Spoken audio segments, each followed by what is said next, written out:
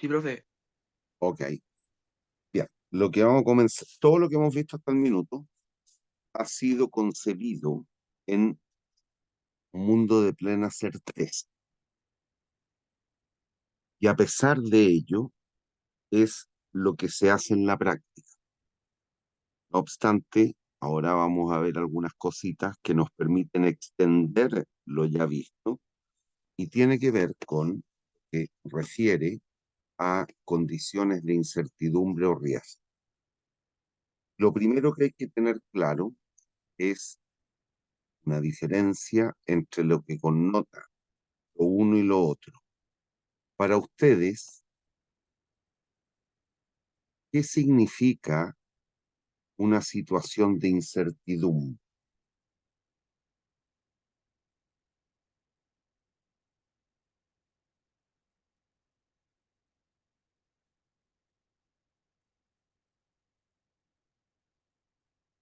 ¿Qué significa una situación de incertidumbre?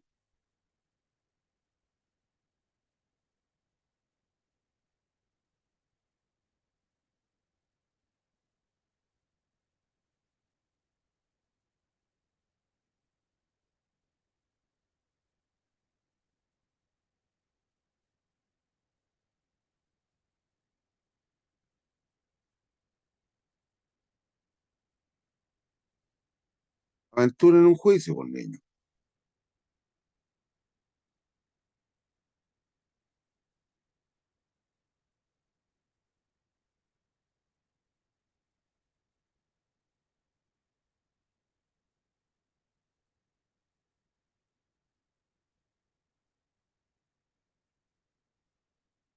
¿Qué a vuestro juicio significa una situación de incertidumbre? Esto tiene que ver con algo que han visto en estadística o en análisis estadístico.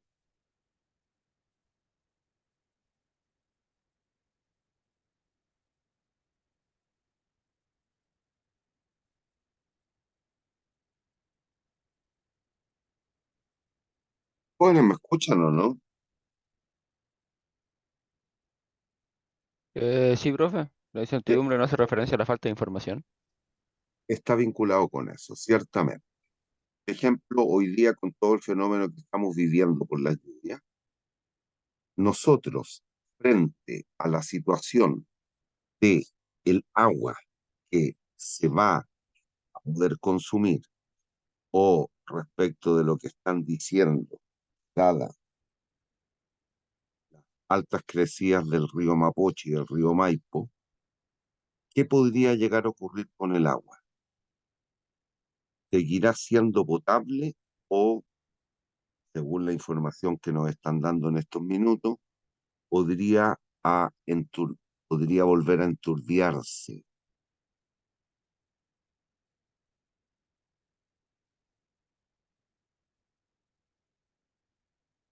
O a ver, se las planteo más fácil. ¿Qué es lo que es para usted una situación de riesgo?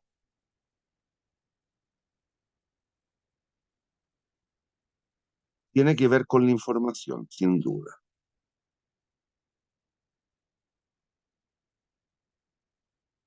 Por lo menos yo o cualquiera de nosotros creo que frente al fenómeno meteorológico que estamos viviendo, respecto de qué es lo que puede ocurrir con el agua, nos encontramos, estoy hablando por ustedes también, podemos ver enfrentado a una situación incierta o riesgosa, ¿Riesgosa? ¿sí? O incierta. Riesgosa, yo creo. Por lo menos este, frente a ese hecho, me encuentro frente a una situación de incertidumbre. ¿Qué? Porque yo objetivamente, dado poco conocimiento respecto al fenómeno climatológico y las reservas de agua, yo no puedo asignar Esteves, no puedo asignar una probabilidad de ocurrencia al fenómeno climatológico de manera tal. que el agua siga siendo potable o no sea potable. No puedo, no tengo información, no tengo el conocimiento. ¿Qué es lo que significa entonces la diferencia entre lo uno y lo otro? Cuando nosotros, de una manera más o menos objetiva, debemos asignar una probabilidad de ocurrencia a cualquiera de los potenciales resultados de un evento, nos vamos a ver sometidos o enfrentados a riesgos.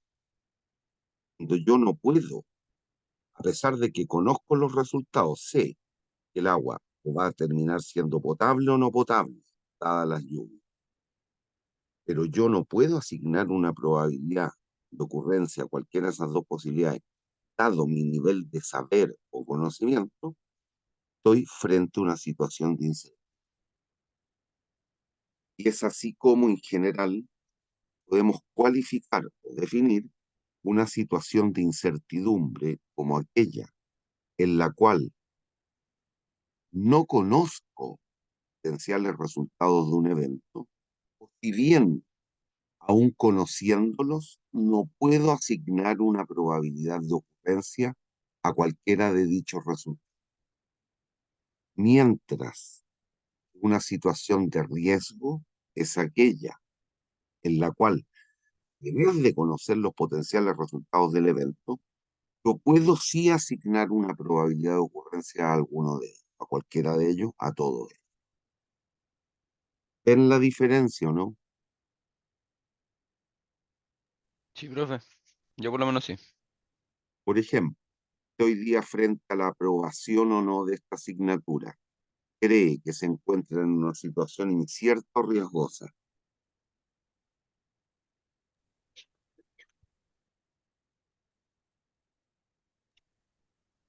En este caso, al no pasar toda la materia, diría que incierta. Todavía no tengo conocimiento de toda la materia para poder enfrentar la PEP 2. Ah, buena respuesta. Bien, me parece razonable.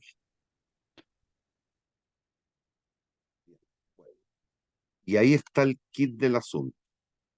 Todo lo que tiene que ver con la calidad y cantidad de información respecto de determinado fenómeno o evento es lo que nos va a permitir discernir que estamos frente a una situación incierta o riesgosa.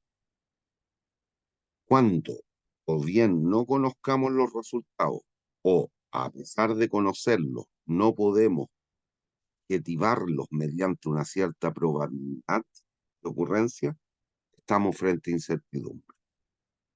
Mientras que veremos por una situación de riesgo cuando, al de conocer los potenciales resultados, sí podemos asignar probabilidad. ¿Cuál de las dos situaciones creen ustedes que es más ventajosa o menos crítica? Quiero decir, ¿La situación riesgosa? obvio. ¿Por qué? Porque en la medida que sepamos que estamos enfrentados a riesgo, existen métodos, existen técnicas para poder tratar de controlar el riesgo. Vamos a ser capaces eventualmente de cuantificarlo y también eventualmente de controlarlo. Por lo tanto, el proceso decisional o de toma de decisiones siempre debiera llevar a una mejor toma de decisión cuando estemos frente a riesgo que frente a incertidumbre. ¿Hay dudas?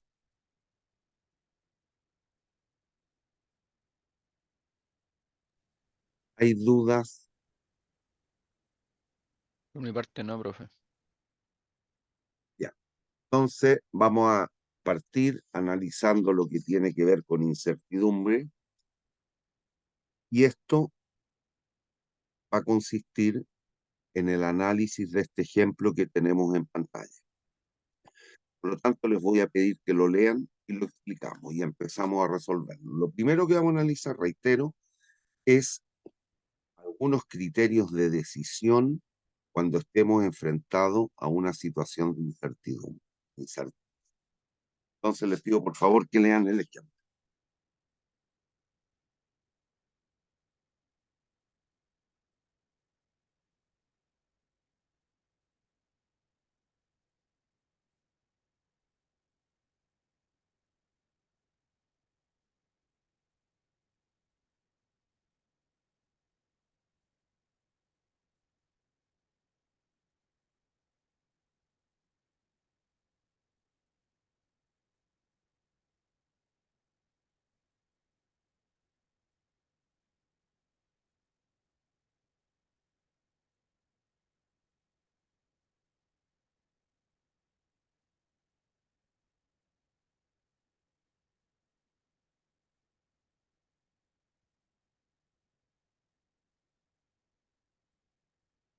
¿Ya?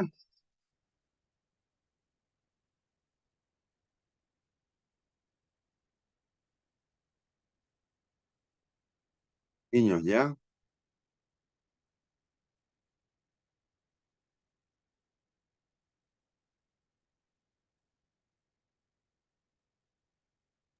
Sí, profe. Ok. Entonces, entendieron, supongan aquí lo que consiste el ejemplo es una empresa que se dedica a telefónica y tiene que instalar una central telefónica en un pueblito o en una comunidad rural. Pero resulta que esta empresa puede adoptar cualquiera de tres tamaños de planta. Puede construir una planta pequeña, una mediana y una grande. Pero esa decisión está vinculada a lo que pueda ocurrir. La empresa tendrá mayor o menor éxito si y solo si algunas obras de infraestructura, tendido de cables, infraestructura vial, lo que usted quiera, sean completas o completadas por la municipalidad de esta comunidad. Y si se dan cuenta que las obras de infraestructura se completen o no, no depende de ella, depende de de la empresa, a eso me refiero con ella, dependen de la municipalidad. Por lo tanto, si se acuerdan de optimización, eso es lo que tiene que ver con las variables exógenas. Hay variables exógenas y son aquellas que están fuera del control del tomador de decisión. Es decir, en nuestro ejemplo, la empresa no tiene incidencia en cuánto se demore la municipalidad en construir las obras de infraestructura. Y entonces podría pasar algo como lo sigue. Supongan aquí que tenemos esta concepción. En el apunte tienen todo el análisis por separado. Aquí yo voy a hacer todo de una para que vayamos viendo un comparativo. La empresa puede construir una planta pequeña, mediana o grande. Eso es lo que conocemos como las estrategias que puede adoptar la empresa telefónica. Puede construir una planta pequeña, mediana o grande. Pero está supeditado el éxito del negocio a que la municipalidad termine o no las obras de construcción de una serie de cuestiones de infraestructura vial, el tendido de cables, carreteras, etc. Y se han dado, por ejemplo, dos posibilidades. La opción N, denme un segundo, por favor, que creo que es de la universidad.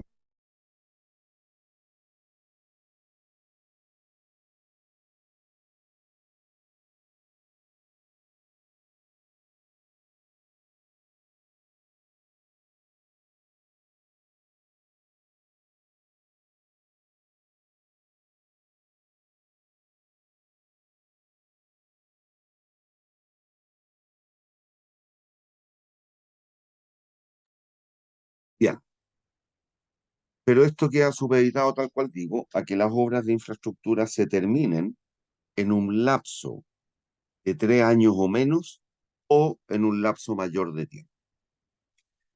Y es así como debemos interpretar esto que se conoce como una matriz de utilidades de la siguiente manera. Por ejemplo, si la empresa telefónica construye la planta pequeña y las obras de infraestructura demoran más de 3 años, la utilidad que tendría esta empresa telefónica son cinco unidades monetarias.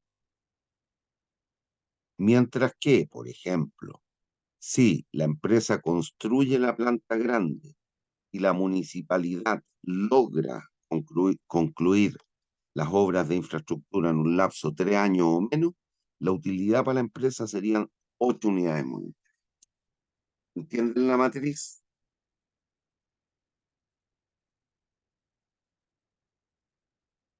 ¿Entienden la matriz? Sí, profe. Ya. Estas, que es lo que conocemos o representamos como los estados de la naturaleza, son variables exógenas. Significa fuera del control del tomador de decisión. Esta, si se acuerdan de modelamiento matemático, programación lineal, estas son las variables decisión. ¿Hay dudas?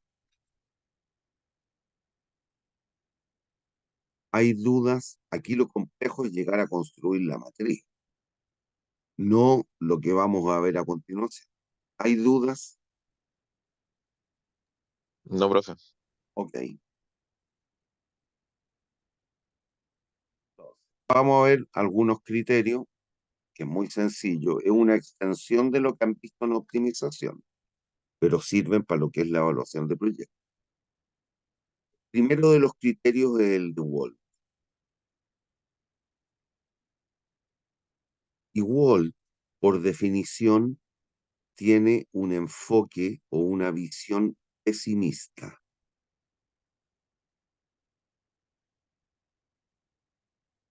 ¿Qué significa eso? Que él cree que siempre la naturaleza, es decir, todo lo que está fuera del control del tomador de decisiones, nos va a jugar en contra. Y por lo tanto, al pensar de esa manera, él asume que, según lo que dice, bien dice la refranería popular, que deben haber escuchado el siguiente refrán, más vale pájaro en mano que 100 volando. ¿Han escuchado eso alguna vez?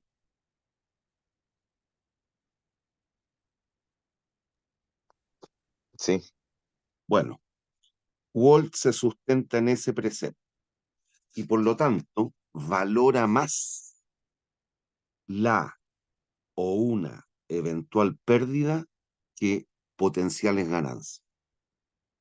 Si eso lo concebimos de esa manera, lo que va a preocupar a Walt es de ganar, aunque sea poquito, pero de ninguna manera quiere perder.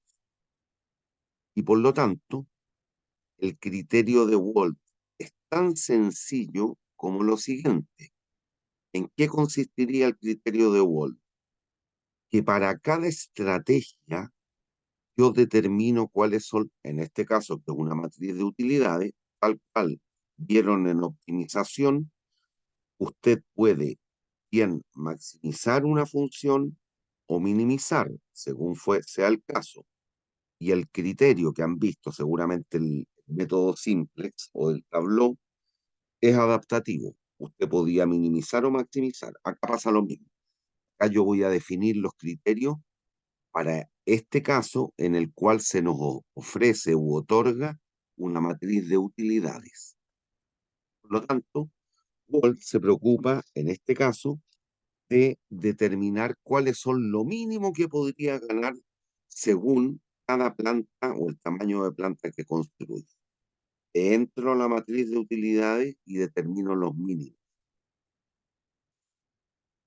Si construye la planta pequeña y la naturaleza juega en contra, es decir, las obras no se terminan en el lapso de 3 años, la empresa va a ganar 5 pesitos. Eventualmente ganaría 5 unidades monetarias. Si construye la mediana, 0,5, y si construye la grande, 3,0. Y de entre estos mínimos se opta por el máximo. ¿Qué significa eso? Que si le hacemos juicio a Walt, esta empresa debiera construir la planta pequeña. ¿Hay dudas? profesor, Mira, necesariamente criterio de Walt.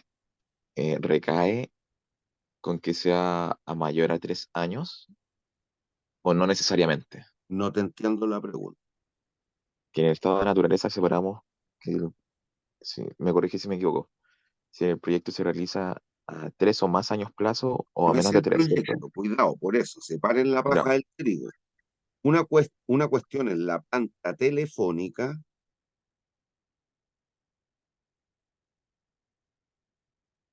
y otro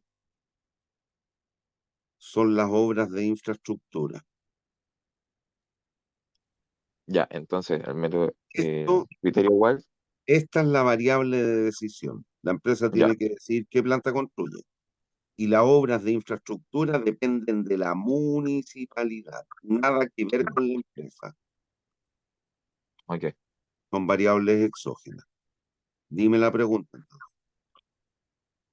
Entonces, siempre va a recaer, la duda era esta, siempre va a recaer que eh, las obras de infraestructura a mayor de 3 años ¿Sí? van a, van a ser las menores o no necesariamente. No necesariamente. En este caso es O- así, pero no Ok, necesariamente. Lo único que hay que preocuparse es de determinar el mínimo para cada ok. estrategia. ¿Entiendes? Creo que Sí, Urtubia te habla, ¿no? sí, soy yo. Ya, que no estoy viendo la paleta con los nombres. Bien, Sí, pero era eso más que nada. ya. ¿Hay dudas hasta aquí? No, Este hombre, reitero, tiene una visión pesimista de la vida o de las situaciones, de los eventos. Por lo tanto, él cree que la naturaleza siempre nos va a jugar en contra, entonces se preocupa de ganar, aunque sea poquito, pero lo que le aterra es perder. Entonces se va por lo seguro. Más vale pajarito en mano que 100 volando. El segundo criterio, que aquí depende de la literatura a la cual acceda, pero en general, por definición, se asume que Urwix tiene una visión optimista y lo que hace es definir, Urwix tiene una visión optimista y es definir un alfa que está en el rango 0,1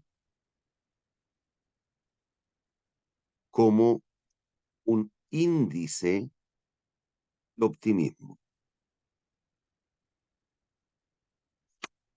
Un índice de optimismo. No es el caso, pero es un símil a una probabilidad, si usted quiere. Porque si fuese probabilidad estaríamos en situación de riesgo y no de incertidumbre. Es por eso. Entonces, pero es un símil. Es un ponderador alfa que recibe el nombre de un índice de optimismo. Que en estricto rigor puede tomar cualquier valor entre 0 y 1. No obstante, si somos literales y puristas, al definirlo como un índice de optimismo, el alfa debiera ser mayor que 0,5. ¿Y en qué consiste? Este hombre, cree que la naturaleza, por el contrario de Walt, no nos tiene por qué jugar en términos desfavorables. Dado su visión optimista, él cree que la naturaleza nos va a jugar a favor. Entonces, al definir este alfa, lo sesga, lo acerca hacia la unidad. Tendría que ser mayor que 0,5 lo que estamos diciendo. ¿Y qué es lo que hace?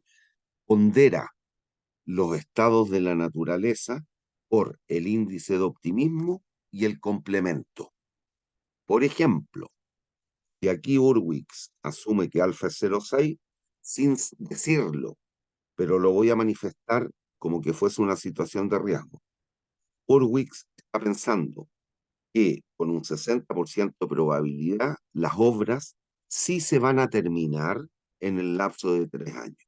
Entonces, ¿qué es lo que diría Urwix en este caso? Lo siguiente, calcula el promedio ponderado, 5 para la estrategia pequeña, planta pequeña, 5,04, que es lo complementario a la unidad, más 6 por 0,6. Y ese promedio ponderado nos da 5,6. de manera análoga pondera cada una de las distintas estrategias. 4,5 por 4, 1,8, 7,5 por 6, 4,5, 4,5 más 1,8, 6,3, 8 por 48 más 12, 60. Y obtiene estos promedios ponderados y como se trata de una matriz de utilidad, maximizamos la utilidad optando por la planta mediana. Si le hacemos juicio a Hurwitz, debiésemos construir la planta mediana.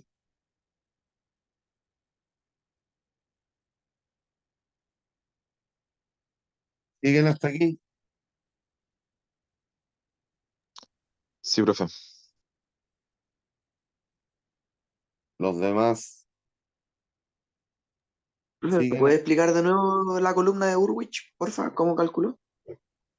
El promedio ponderado.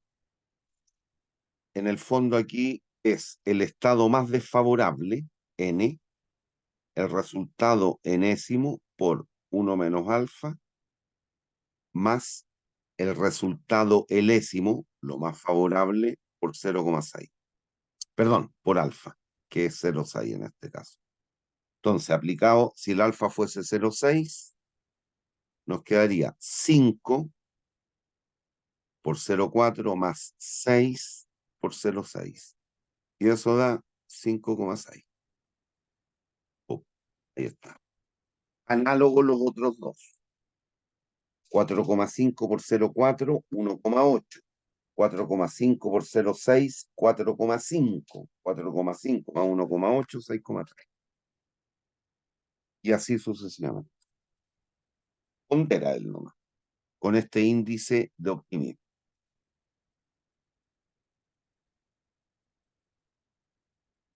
¿Te queda claro, no? Sí, profe. Ya. Caso extremo de Hurwitz, cuando asigna alfa igual a 1, este criterio, el de Hurwitz, se convierte, y aquí sí que no hay duda, absolutamente optimista, en el criterio maximax. De entre los máximos para cada estrategia, se opta por el máximo.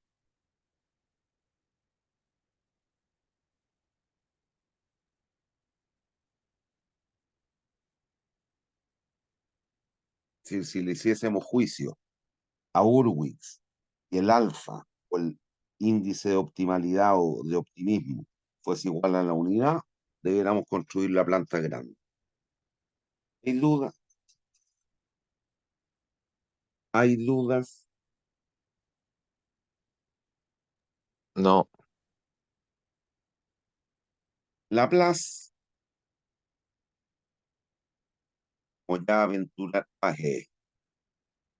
como ya aventurarán, no es ni uno ni otro. Es decir, no es ni optimista ni pesimista. Es o tiene una visión absolutamente neutral respecto de la naturaleza. Y reitero, no es probabilidad, pero así lo tengo que decir. Asume que entre comillas, que la probabilidad de ocurrencia de cada estado de la naturaleza es el mismo. Si los estados son equiprobables. ¿Y qué significa eso entonces? Que solo se preocupa del promedio. Laplace, al creer que los estados son igual de ventajosos o desventajosos al proyecto, en misma posibilidad de escogerse, darse en el fondo, él se preocupa solo del promedio, que en el fondo, si usted quiere, es el símil a asignar un 50% de probabilidad a cada uno de los potenciales estados. Y en este caso, nos preocupamos solo del promedio.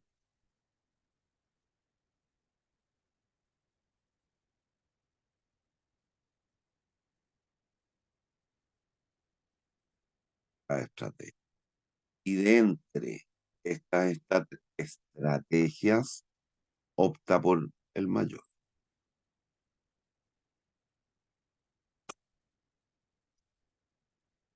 ¿Hay dudas hasta allí?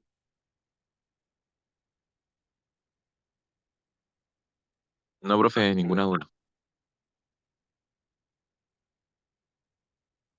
Todo esto espero que no hayan tenido problema con las lluvias,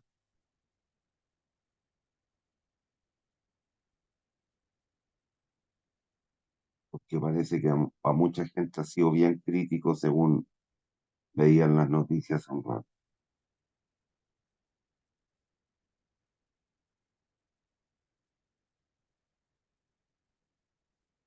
Bien, finalmente, Savage, ojo, aquí yo le estoy presentando 4 criterios. Wolf, Hurwitz, Laplace y Savage.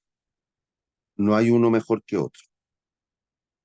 Lo que pasa es que cada uno de nosotros, era de nosotros, según su comportamiento y su actitud frente al riesgo, se puede sentir más próximo. Pero no hay uno mejor que otro. Son distintos. Como vamos a explicar ahora, el construido más bonito es Savage. Pero eso no significa que sea el mejor o el que debemos escoger. No, eso depende de cada uno de nosotros. Aquí no hay un criterio mejor que el otro. ¿Qué es el más bonito construido? Porque usted sabe, desde fundamentos de economía y quizás de otra materia desde antes, y de la vida, de todo lo que ya ha vivido, que cuando el ser humano toma decisiones, se puede equivocar. Y muchas veces durante nuestra vida, cuando nos equivocamos, podemos arrepentirnos.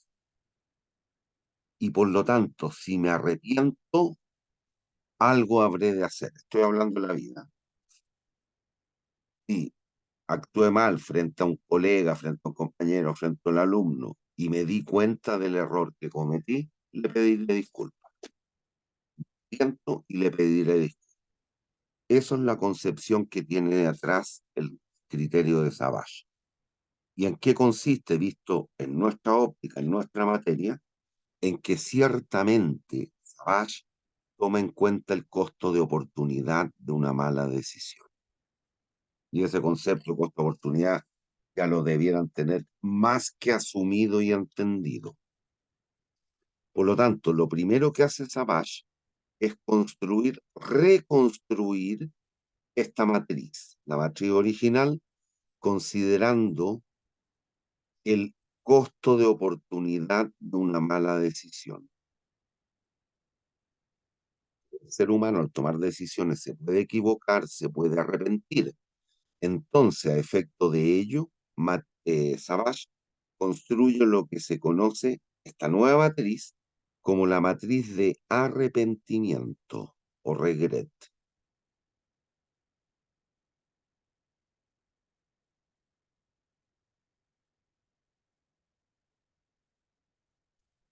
En la ejecución, en la práctica, es muy fácil de construir. No obstante, piensen, miren, después se van a dar cuenta que lo que hay que hacer y punto.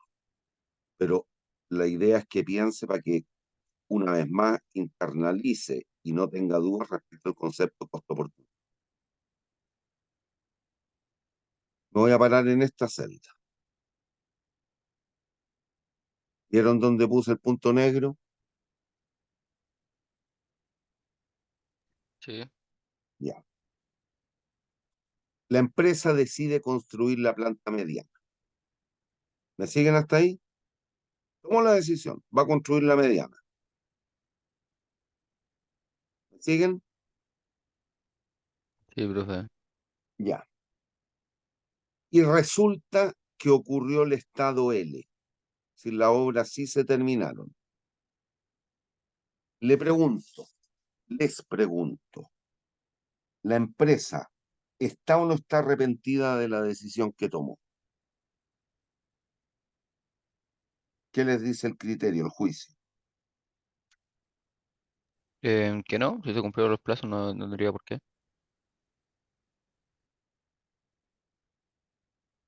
¿Hay alguna otra voz?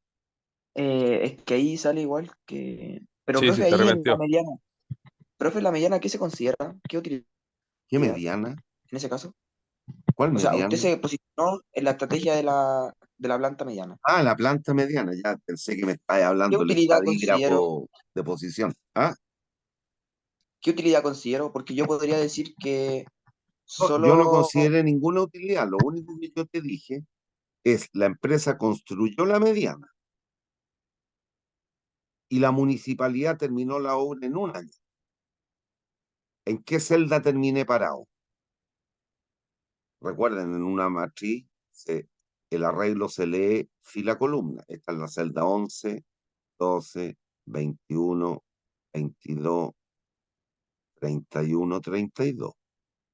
Si la planta, perdón, si la empresa construye la planta mediana y la municipalidad termina la obra antes de los 3 años, voy a terminar parado en la celda 22. ¿Me sigue o no? Sí, Ya. Y les pregunto, dado eso, ¿la empresa está o no está arrepentida de lo que hizo? sí. ¿Por qué? Porque se pierde la utilidad si hubiésemos construido una empresa grande, La planta. la planta grande. Esto, ese es el concepto que hay detrás. Ahí se arrepiente. ¿En cuánto? ¿Cuánto dejó de ganar? ¿Cuál es el costo económico de su mala decisión? Ganó 7,5 pesos, pudiendo haber ganado ¿cuánto? 8, 8. 8. ¿En cuánto está arrepentido monetariamente? 0,5. 0,5. Ya, construyanme la matriz entonces. Lo primero que hay que hacer es construir la matriz de arrepentimiento.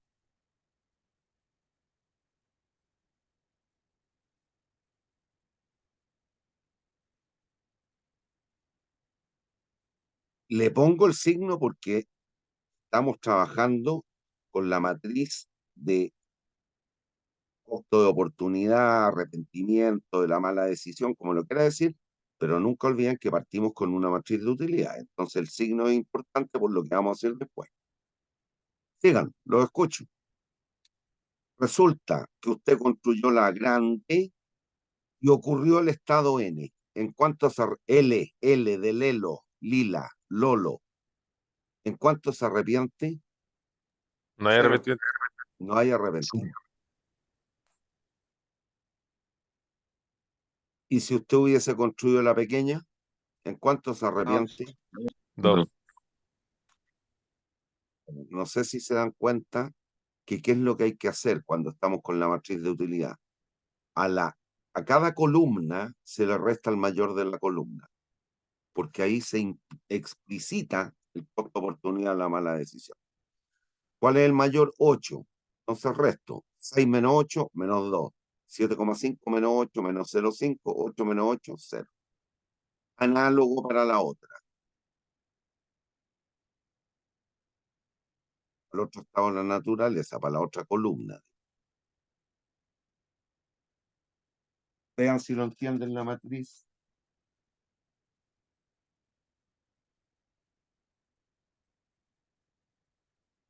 ¿Hay dudas? No, profe, ahí me quedó claro.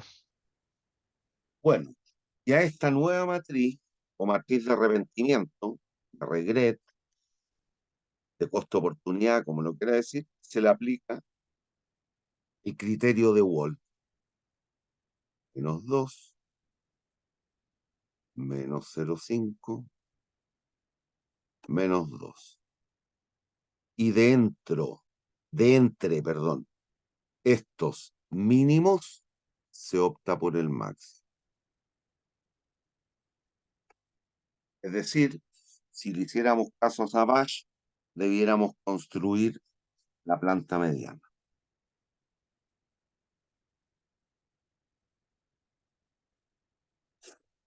¿Hay dudas?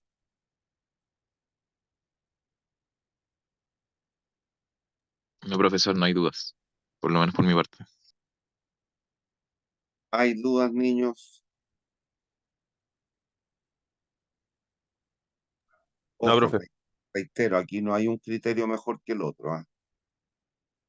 Cualquiera de nosotros se va a sentir más próximo a alguno, a lo mismo cual. No hay un criterio mejor que el otro. Bueno, si miran los resultados, aquí, independiente que el concepto lo definimos hace bastante tiempo atrás, a otro efecto, queda plasmado en los potenciales resultados que estamos obteniendo aquí.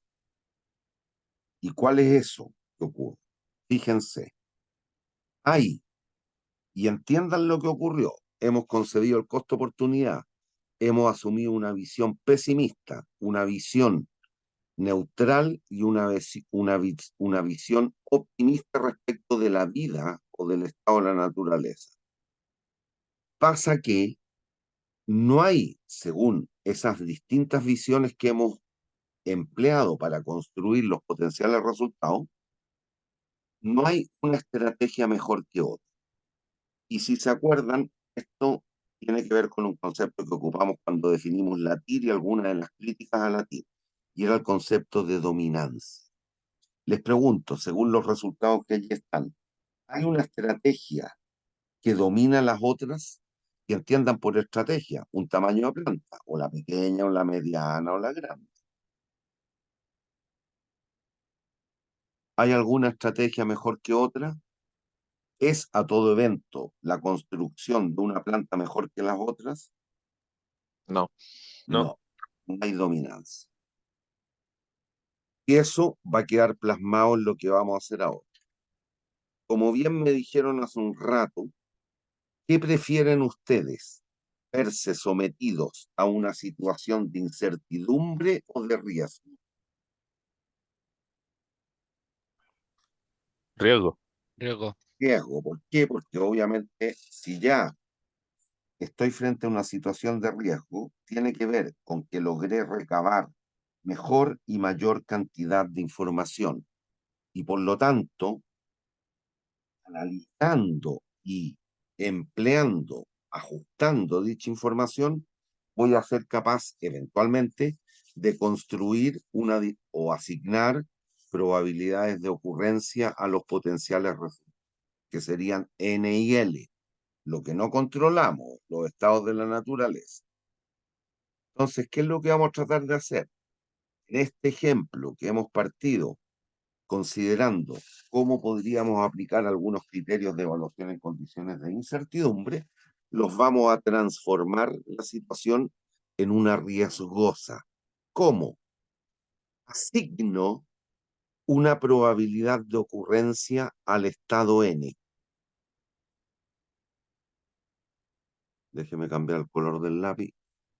Le asigno una probabilidad de ocurrencia, P1. Como solo tenemos dos potenciales resultados, ciertamente, si a esto le llamase P2, tiene que cumplirse, y esto usted lo sabe por probabilidades, que P2 es igual a 1 menos P1. ¿Sigue o no?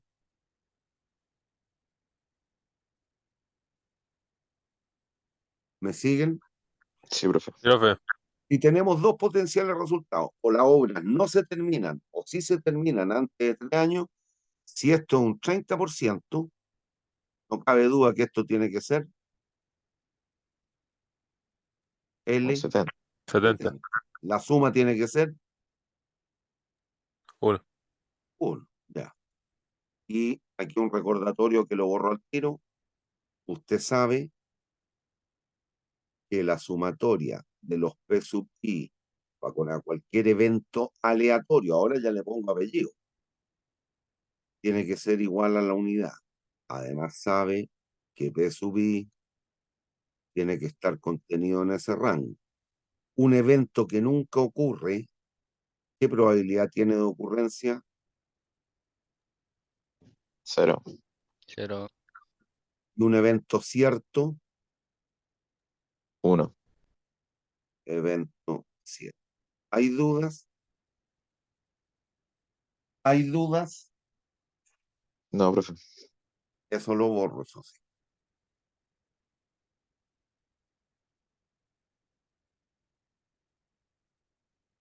Entonces, ¿qué es lo que hacemos? Lo siguiente. Estamos tratando, reitero, de convertir una situación incierta en riesgosa. Entonces, lo que hacemos es calcular el valor esperado para cada estrategia. El valor esperado de la planta pequeña, dado que asigné P1, probabilidad de ocurrencia al estado N, y P2, que es 1 menos P1, como probabilidad de ocurrencia al estado L, calculo el valor esperado. 5 por P1, es un símil a lo que hicimos con Hurwitz. 6 por 1 menos P1. Eso es 6 menos P1. ¿Siguen hasta ahí?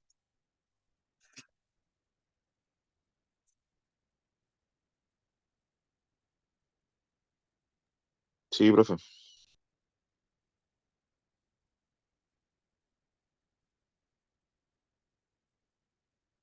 Ya. ¿Y cuál es el problema? Entre comillas, problema. La técnica del valor esperado, que es la esperanza matemática, recuerden, el valor esperado o esperanza matemática era la sumatoria de los P sub I por los R sub I, los potenciales resultados, con I igual 1 a N. Entonces lo que hacemos es ponderar. Y eso nos va a dar la esperanza matemática, o el R medio, no sé cómo le llaman. Pero la técnica del valor esperado asume lo que les dije hace un ratito, por ejemplo, en Laplace. ¿Qué significaba eso? Que se es o se tiene una vez una visión de neutralidad frente al riesgo. El valor esperado concibe que usted es neutral frente al riesgo.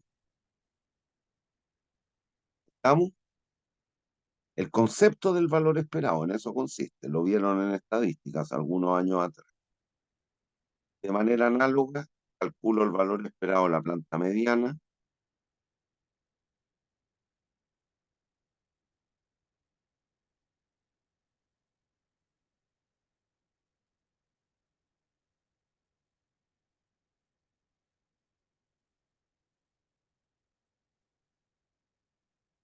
y el de la planta grande.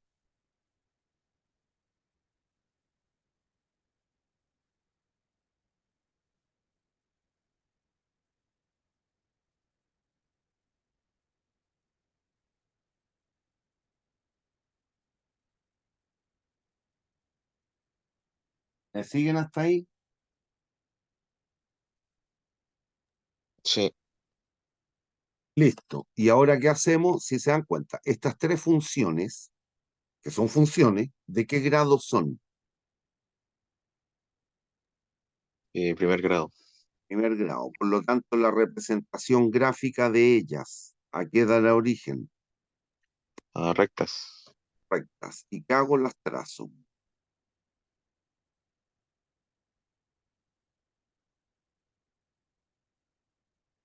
Dos,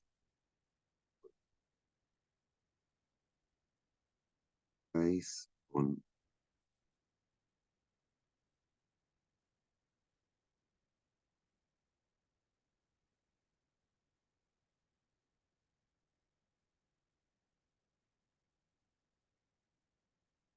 Trazo la función valor esperado para la planta pequeña. Voy a cambiar color para la otra.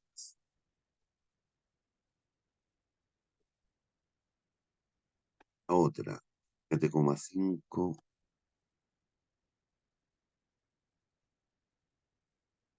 con 4,5.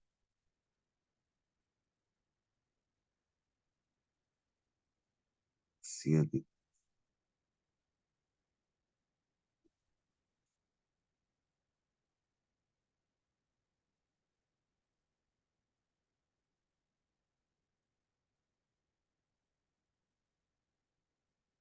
Ajá, muy bien.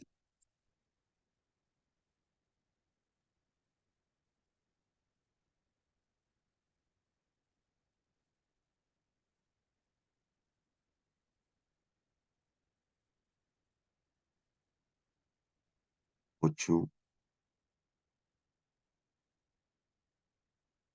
y 3.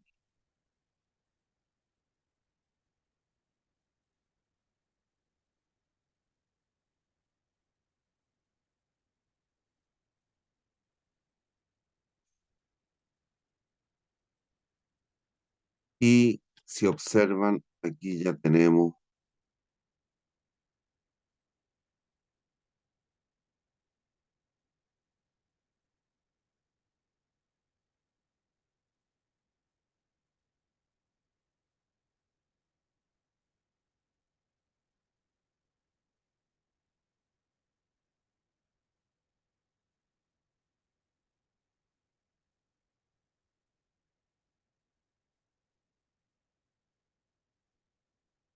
¿no?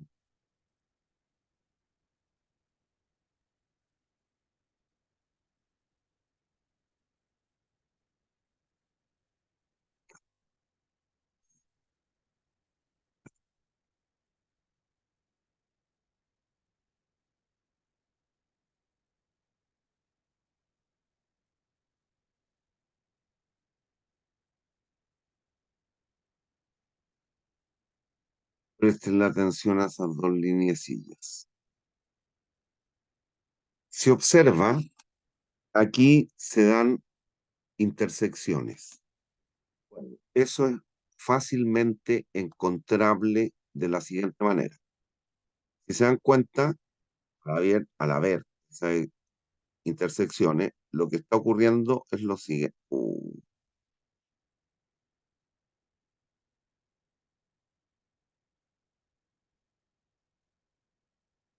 Ahí sí. Está holgado.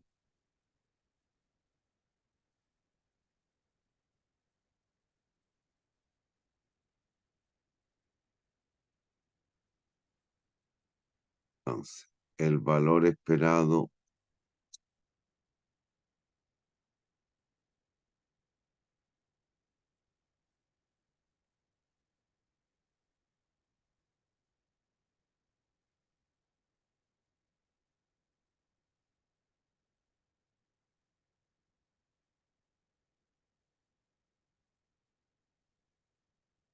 no.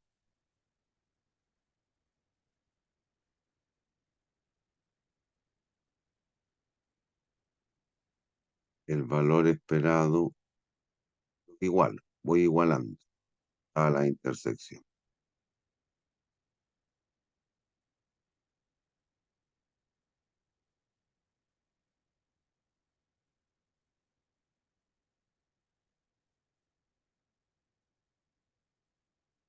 Uno, 5, 2,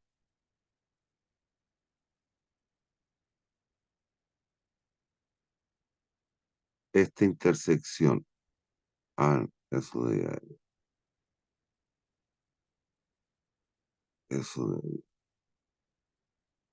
la línea verde, valor esperado de la línea azul,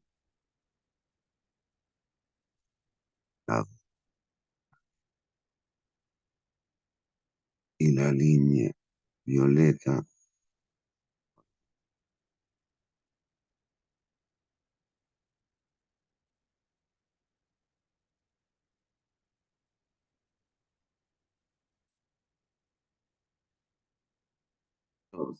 eso es 1,075. Vamos con la otra. Vamos buscando, viendo si hay o no hay dominancia. Si eso es lo que estamos haciendo, lo mismo que hacíamos con la tierra. La tasa de Fischer.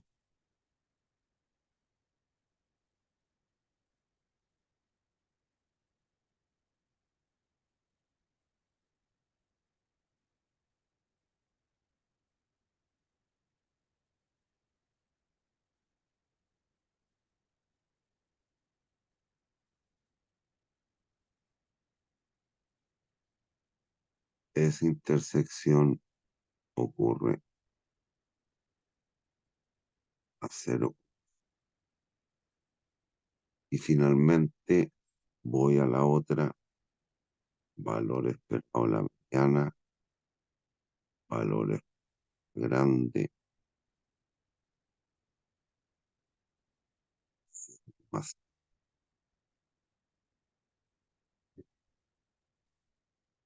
a 8 menos 1, significa P1 igual a 0,20. Este es 0,20. ¿Me siguen hasta ahí?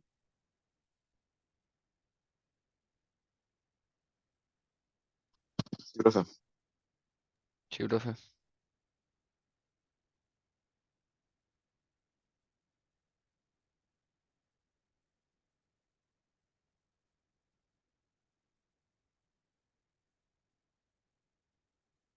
Y miro el mono, lo que está pasando es, como estamos ocupando la técnica del valor esperado, debiéramos coger sobre la base de él. A, probabilidades de ocurrencia de n, las obras no se terminen entre 1 y 3 años, tiempo menor a 3 años, debiese ser conveniente la construcción de la planta el 25%. Entre el 25 y el 75, excluidos los vértices, debiésemos construir la planta mediana y a probabilidades superior al 75 y menor o igual al 100, debiésemos construir la planta pequeña. Por lo tanto, tal cual hicimos en el ejercicio en cámara azul, la primera vez que lo hicimos, terminamos con una tabla de decisión, la siguiente manera.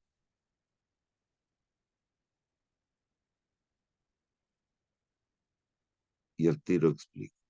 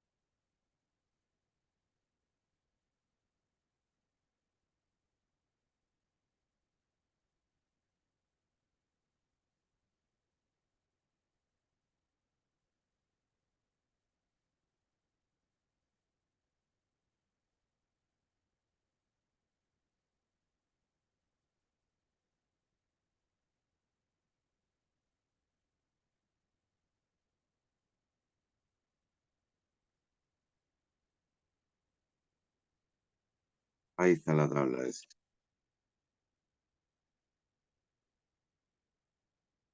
Bueno, ¿qué es lo que significa esto? Lo siguiente. Resulta que a partir de una situación incierta, la hemos convertido en riesgo.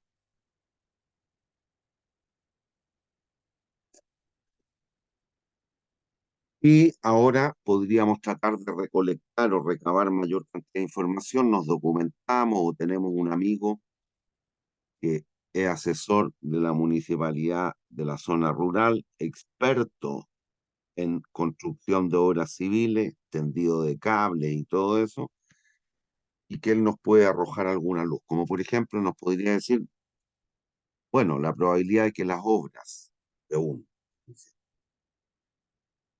probabilidad de que las obras se terminen en un lapso mayor a 3 años es entre un 10 y un 20%. Si así fuere, y usted se da cuenta, estaríamos por aquí, en este rango de probabilidad. Por lo tanto, si reconocemos a ese tipo como un experto en el tema, le hacemos juicio, le hacemos caso, ¿qué planta debiéramos construir?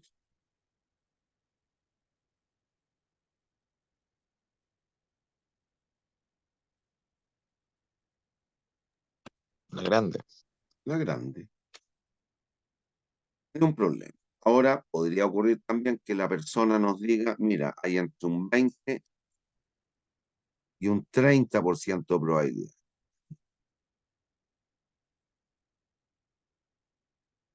Ahí todavía tendríamos una duda, porque si se dan cuenta, tenemos cualquiera de dos opciones, o la grande o la mediana. Pero sí, a pesar de todo ello, esto igual nos sirve, porque ¿qué planta usted no construiría de ninguna manera? ¿Cuál estaría fuera de su decisión de frentón? La pequeña. La pequeña. Y eso ya. ¿Hay dudas? No, ¿Hay dudas? ¿No, profe? Bueno, voy a borrar todo.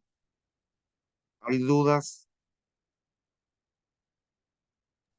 No, profe. Ya. ¿Cómo nos damos cuenta de la dominancia? Situaciones como esta, miren. Y eso significaría que nos hubiera dado una planta mejor que otra a todo evento.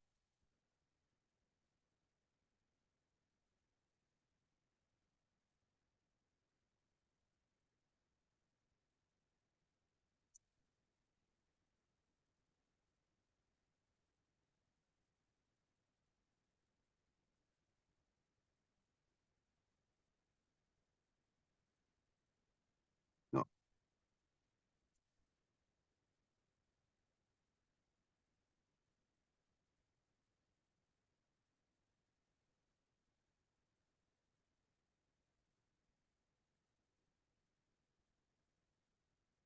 Ahí sí. Mira, ¿qué es lo que estaría indicando esto? Algo como esto, que la probabilidad es 1,2. ¿Es eso factible? Al ir igualando los valores esperados, ¿cómo nos daríamos cuenta si hay o no hay dominancia? Por esto. Si yo llego a un resultado como que la probabilidad es 1,2, ¿es eso posible? ¿Un evento aleatorio puede tener una probabilidad de ocurrencia del 120%? No, Imposible. Eso ya me está indicando que hay dominancia. Si miran el mono en el rango de probabilidades 0,1, la línea roja, pensando en valor esperado, y estamos maximizando utilidad, la línea roja domina la negra. Punto. Otra opción es algo como esto.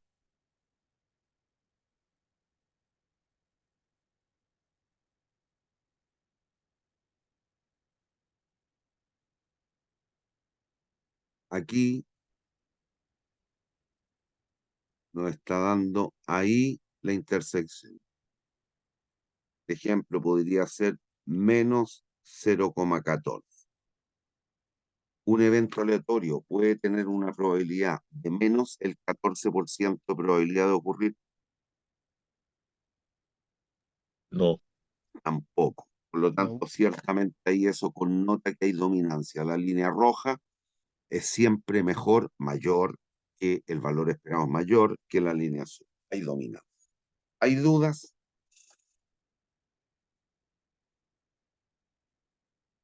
no, profe.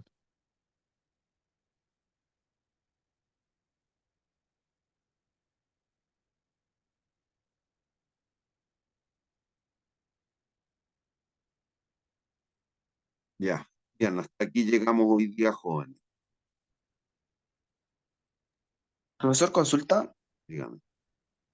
¿dónde va a subir la grabación de esta Les clase? mando el link de YouTube. Espectacular, gracias. Dale, Bueno, profe. chao. Chao. Profe, Dígame. tengo una pequeña duda Sí, Felipe, dale, respecto a pues. lo que estaba conversando al principio de la clase respecto del riesgo y la incertidumbre. Dime. Que netamente el riesgo depende de nuestro conocimiento. Pero ¿qué tan cierto tiene que ser o sea, qué tan profundo tiene que ser nuestro conocimiento para que nosotros lo llamemos riesgo? Cuando tú puedes asignar probabilidades de ocurrencia. Ya, Usted me dice, me voy a sacar la cresta estudiando para la segunda prueba, por lo tanto, yo creo que si así lo hago, y le dedico 1 hora todos los días a esta materia, tengo un 70% de probabilidad de ocurrencia, porque por tu historia, cuando hayas estudiado 1 hora diaria, te ha ido muy bien en los ramos, eso depende del conocimiento que tú tengas del fenómeno. Ya, ya, profe. Si usted me Gracias. dice solo calentando la prueba, no sé cómo me va a ir frente a una situación incierta. ¿Hay dudas? No, no hay que claro, Ok, profe. bien, nos vemos si Dios quiere el viernes. Ya, profe, cuídese. Chao. Seguro que cuídese. Chao, profe. No, profe.